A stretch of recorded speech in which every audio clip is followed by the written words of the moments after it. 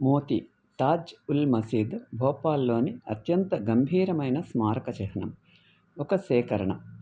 పశ్చిమ మధ్యప్రదేశ్లోని ధార్ జిల్లాలో లభించిన జైన కంచు శిల్పాలు దీని ముఖ్యాంశాలను రూపొందిస్తాయి.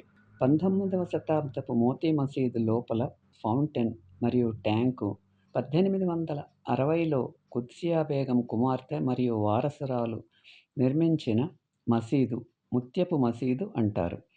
దాని చారల గోపురం మరియు టేపింగ్ ఇసుకరాయి మినార్లతో ఇది ఢిల్లీలోని జమీ మసీదు యొక్క చిహ్న వెర్షన్ లాగా కనిపిస్తుంది. ఈ ప్రాంతంలో సందర్శించదగినది షౌకత్ మహల్.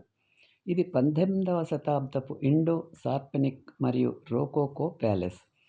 బోర్బన్స్ వారసుడిగా చెప్పుకునే ఫ్రెంచి కిరాయి సైనికుడు నిర్మించాడు. ఇది ఇప్పుడు ప్రభుత్వ కార్యాలయాలను కలిగి ఉంది. అయితే సందర్శకులను సాధారణంగా గార్డులు లోపలికి అనుమతిస్తారు. ఈ వీడియో మీకు నచ్చితే లైక్ చేసి, షేర్ చేసి, సబ్స్క్రైబ్ చేయండి.